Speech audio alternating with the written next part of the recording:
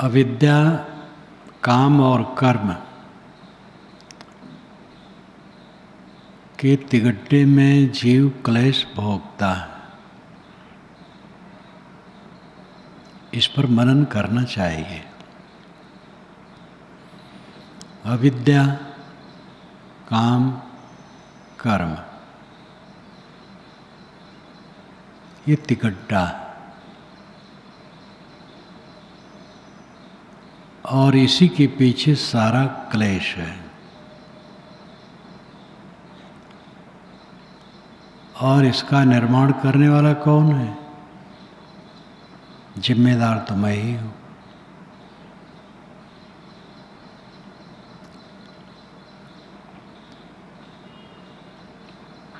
अविद्या का अर्थ है न समझना, उल्टी बुद्धि। काम का अर्थ है ललक होना, खिंचाव होना।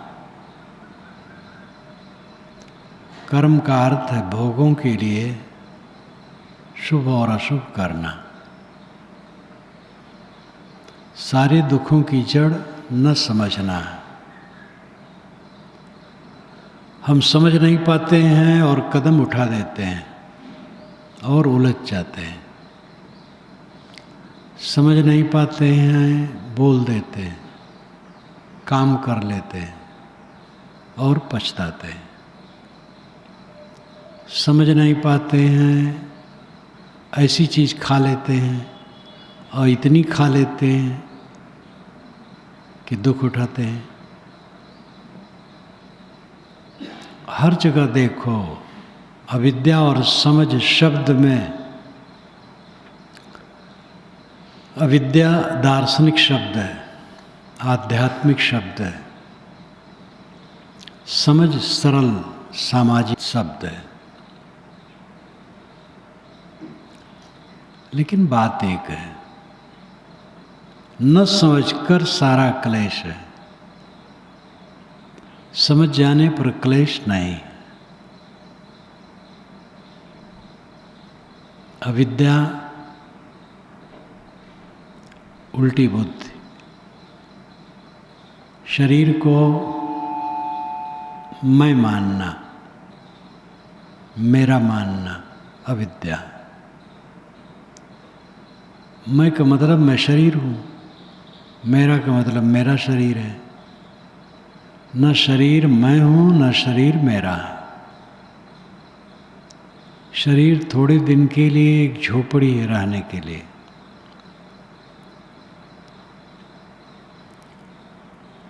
शरीर सुख रूप है, ये अविद्या है। क्योंकि शरीर में सुख कब है? गर्भ में रहे सुख पाए। गर्भ से निकलते समय सुख मिला। शिशुपन में टट्टी पेशाब में के करते रहे कोई सुख मिला। बालपन में नाना भय और कुसंस्कार आए, भूत प्रेत जादू टोना। जवानी में वासनाओं का प्रकंपन, सब तरफ से भय भय भय, संताप। बच्चों को माता पिता का भय, पढ़ने जाओ तो अध्यापकों का भय, खराब स्वभाव वाले बच्चों का भय, हिंसकी जानवरों का भय। सब समय तो भय सवार रहा। कब सुख मिला? ये रमणी है।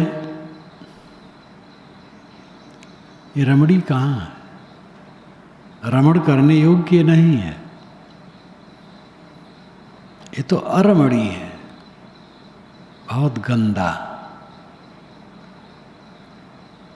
ये नित्य है। नित्य कहाँ? बहुत क्षणिक है। और आत्मा निर्मल है, उसमें कोई विकार नहीं, कोई द्वंद्व नहीं। सारा द्वंद्व उपाधि से है औपाधिक है, इस पर चर्चा फिर समय से। खास बात है अविद्या, काम और कर्म। समझ की गड़बड़ी शुरुआत होती है, दुखों का सूत्रपात होता है समझ की गड़बड़ी से, अविद्या से। समझ को बिल्कुल ठीक कर लेना आदमी का काम है।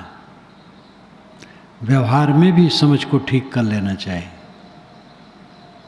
तुम दूसरे के लिए हिंसा की भावना रख करके सुखी नहीं हो सकते हो। जो तुम्हारे मन के अनुकूल सर्वथा नहीं है, उसके प्रति क्रोध करके सुखी नहीं हो सकते हो। उदार बनो, सबके लिए उदार। व्यक्तिगत द्वेष न करो, व्यक्तिगत भाव को लेकर के द्वेष न करो। कोई आपके अनुकूल ज़्यादा नहीं है, ठीक है, उसका भी अस्तित्व है।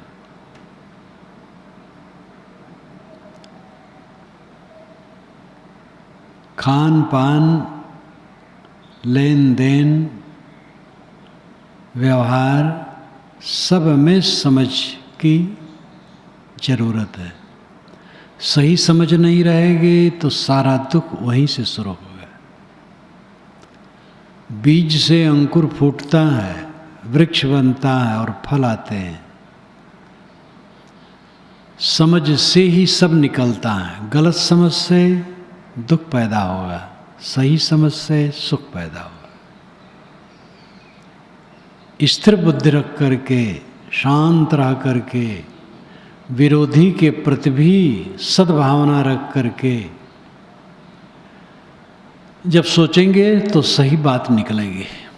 भावनाग्रस्त होकर सोचेंगे तो सही बात नहीं निकलेगी। भावनाग्रस्त मत हो। मोह के भावना में हो तो गलत निर्णय दोगे, द्वेष के भावना में हो तो गलत निर्णय दोगे। मोह और वैर दोनों की भावनाओं से ऊपर उठ करके सही निर्णय हो सकता है। समझ में धुंध होने से सब गड़बड़ा जाता है। समझ का गलत झोंका आया, अब आदमी बह गया। मंथरा के मन में गलत समझ उदय हुई, राम का राज्य होगा तो भरत का नहीं होगा। कैकेयी के साथ हो, कैकेयी देश से ही मंथरा आई थी और उसको गुमान था कि भरत का राज्य होगा, क्योंकि व्रत यही है दशरथ का कि कैकेयी से उत्पन्न बच्चा ही गद्दी पर बैठेगा। तो जब भरत का राज्य होगा तो कैकेयी का राज्य समझो, फिर मैं खूब चौधराना गांठूंगी। और एकदम उलट गया राम का राज्य तो भड़बड़ा गई, समझ में भ्रम हुआ। कैकेयी से उसने कहा, कैकेयी ने कहा बहुत खुशी की बात है। तुरंत उसने एक जेवर उतार करके इनाम दे दिया। तो और वो भड़की, कहे तुम मूर्ख हो, समझती नहीं हो। तो कैकेयी की बुद्धि में भी भ्रम हुआ और इस झोंके में क्या हो गया सब जानते हैं। समझ में उद्वेग आया, भ्रम आया, सब गड़बड़ा जाएगा। देह बुद्धि समझ में आई तो सब आत्मिक स्थिति खराब हो जाएगी। देह की बुद्धि आएगी, काम आएगा। अविद्या के बाद काम आता है। कामनाएं, अज्ञान से कामनाएं पैदा होती हैं। स्वरूप का ज्ञान नहीं है, देह बुद्धि है, तो भोग बुद्धि उदय होगी, कामना उदय होगी। जब कामनाएं उदय होगी तब कामनाओं को पूर्ण करने के लिए शुभ शुभ कर्म होंगे, और फिर ये तीनों के कांटों में जीव उलझ करके दुख भोगेगा। अविद्या, काम और कर्म। शुरुआत अविद्या से है। अविद्या को विद्या के रूप में बदल देने पर काम नहीं उदय होगा। काम नहीं उदय होने से गलत कर्म तो होंगे नहीं, अच्छे कर्म भी निष्काम भाव से होंगे जो बांधेंगे नहीं, और जीव इसी जीवन में कृतार्थ रूप में विराजेगा। कृतार्थ का अर्थ ही है जो करना था कर लिया, तृप्ति, संतोष। इन तीनों बातों पर ध्यान देने की आवश्यकता है। अविद्या, काम और कर्म। देह बुद्धि अविद्या है, आत्म बुद्धि विद्या है। आप देह नहीं हैं, शुद्ध चेतन है। देह के हानि लाभ से मेरा हानि लाभ नहीं। देह है जब तक तब तक सुरक्षा रखना पड़ता है, क्योंकि इससे काम लेना है। लेकिन देह में चिपकने की जरूरत नहीं है। उसमें तादात्म्य करने की जरूरत नहीं है। तादात्म्य करते आए हैं, इसीलिए तो क्लेश भोग रहे हैं।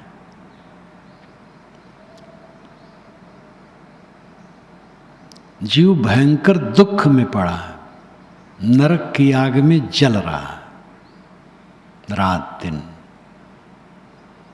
लेकिन होश कहाँ है, समझ कहाँ है। अविद्या का पर्दा इतना जबरदस्त है कि समझ पाना बहुत मुश्किल है।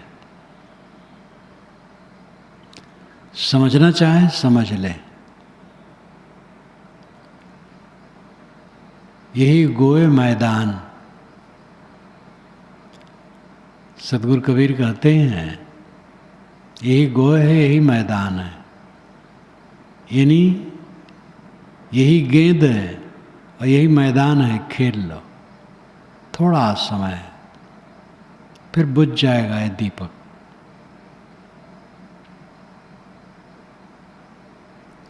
जो वास्तविकता है उसको तत्व से समझने वाले बहुत कम हैं।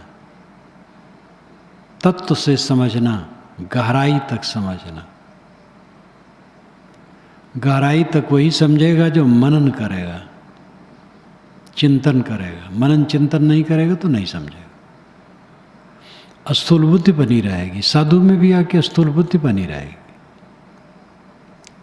बस स्थूल सुवाचार में रुक जाएगा। जो अंतिम दशा है उसमें पहुंच नहीं पाएगा। जब गहरा चिंतन होगा तब उस दशा में पहुंच पाएगा। कोई भी विषय है, राजनीति में लोग जाते हैं स्थूल स्वार्थ बुद्धि लेकर, तो अपना जीवन गंदा कर लेते हैं, आदर्श खराब कर देते हैं, पब्लिक को भी कष्ट होता है। जो उस पर गहराई से चिंतन करते हैं वे राजनीति में रहते हुए भी काफी निष्काम होते हैं और सेवा की भावना होती है। पहले ऐसे नेता ज़्यादा थे, तप करके विदेशियों को हटाया और राज्य हासिल किया। पूरा तप ही तो करते रहे बेचारे। उस समय के वर्कर और नेता दिन भर दौड़ते रहते थे, खाना पानी दुर्लभ। तो तप करके उन्होंने स्वतंत्रता हासिल की। अब वे तपस्वी फिर राजकाज में भी आए। पहले तपस्वी ज़्यादा थे, लेकिन आज भी हैं, अब आगे भी रहेंगे, शून्य नहीं होगा। यहाँ तक कि हर पार्टी में कुछ लोग हैं दानेदार,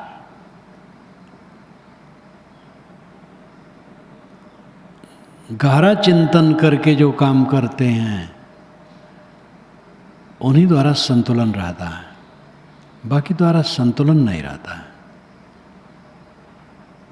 व्यापार है, कला है, भाषा है, किसी विषय में भी गहरे चिंतन की जरूरत होती है। मन से ही तो सब पैदा होता है, मन से सोच करके सारा काम होता है। वैज्ञानिकों की जो अनुसंधान है एकाग्रता पूर्वक चिंतन का परिणाम है। चिंतन फिर प्रयोग, अध्यात्म में भी चिंतन है फिर प्रयोग है। चिंतन की गहराई में उतरने वाला सत्य समझता है, और जो भावनाओं से ग्रस्त होता है वो सत्य नहीं समझता है, मोह में है, वैर में है। हमारे लिए कुछ कह दिया इसलिए उसको हम बैरी मान लें, कह दिया, पागलपन है। फिर वो समझ जाए ऐसा न कहे, बस हो गया, उसका हित होगा। और हमारा हित तो सब समय है, क्योंकि हमें कोई अच्छा कहे तो प्रिय है, बुरा कहे तो प्रिय है, सब समय प्रिय है। ये सपने में किससे बैर किससे मोह, कब तक किसका संबंध है, कितना दिन रहेगा। अपने आप को बहुत ऊपर उठा लेना चाहिए इन दृश्यों से। भावनाग्रस्त होकर के कोई निर्णय न लो। मोह की भावना, वैर की भावना दोनों दुखदाई है। विवेक में उतर करके स्थिर चित्त से निर्णय लो।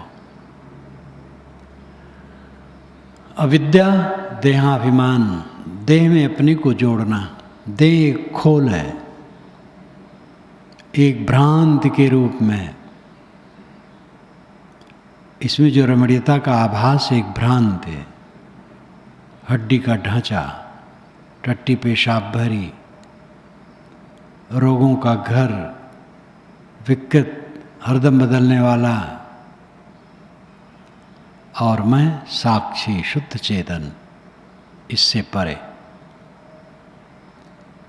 इस भाव का मनन खूब करना चाहिए, तो अविद्या मिट जाएगी। समझ हुई, फिर मोह मिटेगा। गलत समझ से मोह पैदा होता है। मोह मिटेगा, अविद्या मिटेगी, तो काम नहीं होगा। काम यानी कामना, ललक, खिंचाव। किसमें खिंचाव होगा? कौन ऐसी वस्तु है जो आकर्षक है? हम जिस समय किसी वस्तु में खींचते हैं उसी समय हमारा पतन होता है। मोह पतन है। काम, लोभ, क्रोध, द्वेष, ईर्ष्या सब मोह से ही पैदा होते हैं। मोह कह देने से कुछ बचता नहीं। भयंकर अविवेक मोह है। मोह मिट गया, सब मिट गया, सारी सृष्टि मिट गई प्रपंच की। अविद्या मिटने पर, मोह मिटने पर काम नहीं होता। काम यानी ललक, खिंचाव नहीं होता। खिंचाव की जगह नहीं है कहीं, सब कांटा कांटा कांटा, दुख दुख से भरा। किसमें खींचोगे? जिसमें ललकते हो उसी में उलझ करके तड़फड़ाते हो। मैं भौरा तो ही बरजिया, बन बन बास न ले, अटकेगा कहीं बेल से तड़फ तड़फ जीते। सतगुरु कबीर कहते हैं, अय भावरा मैंने तेरे को रोका, बन बन बास न ले, बन बन में जाकर के सुगंधी न ले।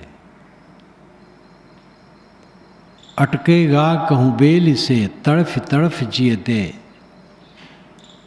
कहीं विषैली लता से उलझेगा और तड़प तड़प करके जान देगा।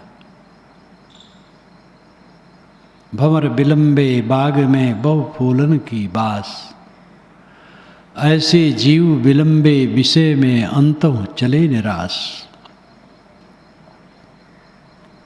भंवरे बहुत फूलों की सुगंधी में विलम गए। विलम जाना नाम भूल जाना, होश हवास खो देना।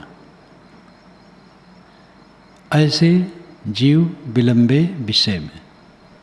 इसी प्रकार ये प्राणी विषयों में विलम गए, मोह हो गए। फल क्या हुआ? अंतम चले निराश, अंत में निराश होके चले। सुंदर सुंदर देह वाले कुछ दिन में खंख मंख हो जाते हैं। हड्डियां दिखती हैं, मोटी मोटी नसें, कमल के सदृश से आंखें बैठ जाती हैं, दांत खिड़बिड़े हो जाते हैं, उखड़ जाते हैं, सब अनसुहाता हो जाता है। प्रिय पत्नी नहीं रह जाती है। एक सज्जन की पत्नी मर गई, बहुत व्याकुल थे। उनकी पत्नी योग्य थी, शरीर से स्वस्थ, सुंदरी और बुद्धिमान, बहुत व्यवहार कुशल, सम्यक समझ। उनकी भी उम्र 60 के लगभग तो थी, लेकिन 50 से कम लगती थी। वो मर गई। वो सज्जन एक कार्यक्रम में आए, प्रवचन खत्म हुआ, जब चला तो वो पीछे पीछे चले। उनके साथ और लोग थे, बड़े लोग कहलाने वालों में से थे। तो मैंने कहा, आपके साथी कुशल मंगल? लोगों से पूछता हूँ तो उनकी पत्नी के विषय में मैं साथी शब्द का प्रयोग करता हूँ। आपकी साथी कुशल मंगल? बस वो जोर से रो पड़े। मैं चुप हो गया तो उनके पीछे के लोगों ने धीरे से इशारा किया। फिर मैं कुछ समझाता रहा। जितना वो व्याकुल थे, समझाना मुश्किल था। एक सज्जन यही मिलने आए, प्रीतम नगर में था, करीब 55 वर्ष के होंगे। महाराज, मेरी बहू बड़ी चंचल थी। मैं शौच जाऊं इतने में बाथरूम में गर्म पानी रखा। बाथरूम से निकलूं, टेबल पर कंघी तेल रखा। फूट फूट के रोने लगे। महाराज, बाल संवार नहीं पाता था, इतने में समोसा आ गया, हलवा आ गया, दूध आ गया, चाय आ गई। महाराज, बड़ी चंचल थी बहू। फूट फूट के रोने लगे। मैंने कहा, भैया सबसे विदाई है, क्यों दिल जोड़ते हो गए? 2 वर्ष के बाद सुना वो भी मर गए। और पहले वाली बात जो है, जब पूछा था तुम्हारी साथी, तो फूट के रो पड़े थे। वो सह नहीं पाए। 1 बरस के बाद उन्होंने फांसी लगा ली। पंखे में रस्सी बांध के गले में लटका ली। कैसा तमाशा है! ये महामोह का परिणाम है। इतना महामोह नहीं रहता है, और है मोह तो अंदर अंदर वो गलता है, जलता है। अविद्या से काम होता है। अविद्या दार्शनिक भाषा है। मोह को आध्यात्मिक कह सकते हो, यानी और सरल थोड़ा।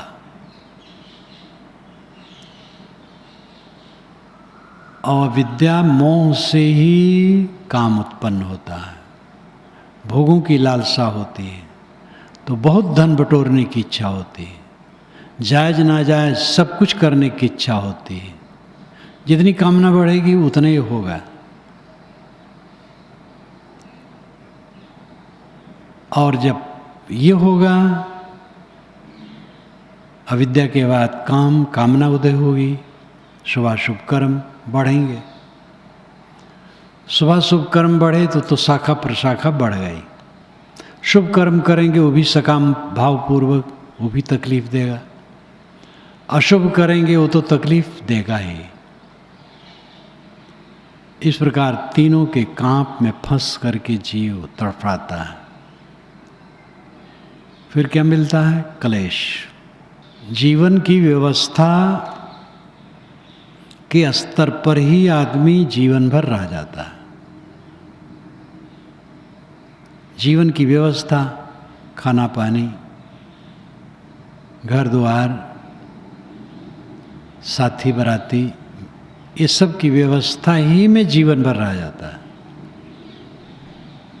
ये सब व्यवस्था तो साधन है, साध्य तो और है।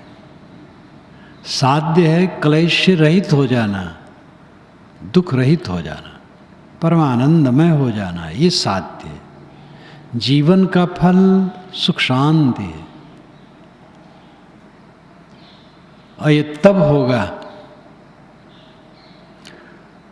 जब अविद्या, काम और कर्म को हम समझ सकेंगे, अविद्या को मिटा सकेंगे, कामनाओं को जीत सकेंगे और कर्मों को व्यवस्था दे सकेंगे।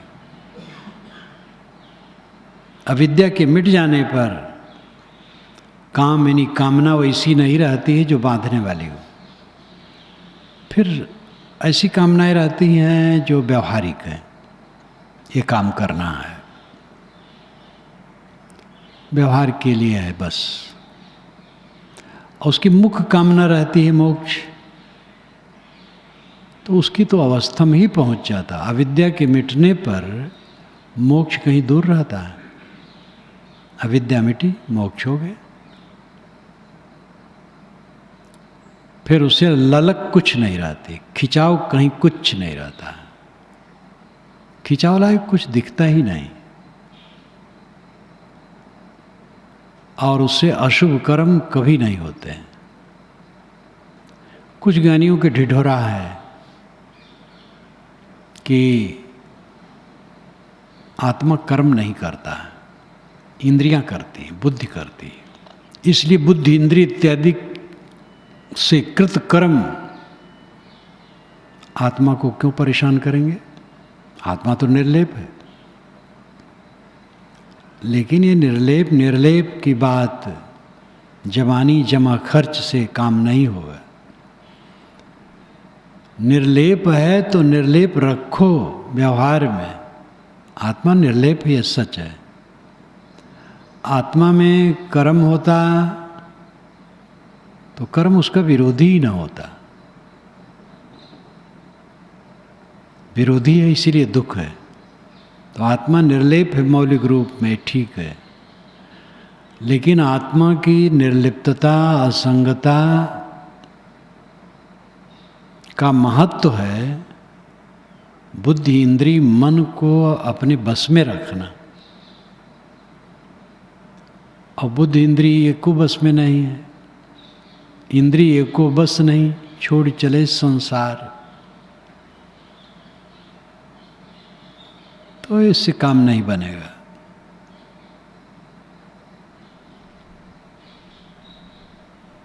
समझ पक्की हो और रहनी पक्की हो, तब काम बनेगा। इसलिए अविद्या पर विवेक करें। देह बुद्धि त्यागे, मैं देह नहीं हूं, शुद्ध चेतन हूं। देह के सारे विकार मेरे में नहीं है। उसके सुख दुख मेरे में नहीं है, उसके हानि लाभ मेरे में नहीं। ये विवेक जगा है। ये विवेक जितना जागृत होगा,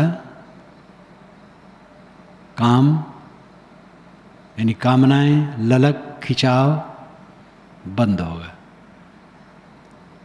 और फिर कर्म बंद होगा। गलत कर्म होंगे नहीं, अच्छे कर्म होंगे और अनासक्त होकर के होंगे। तो उसका मन क्लेश नहीं प्राप्त करेगा। दुख हमारा शत्रु है। दुख से अपने को बचा लेने वाला बुद्धिमान है और कोई बुद्धिमान नहीं। कितना चौधराना कर लो, कितना अपने को बड़ा अकल वाले मान लो, दुख से मुक्त नहीं हो तो क्या फायदा हुआ है? कौन उन्नत किए हो?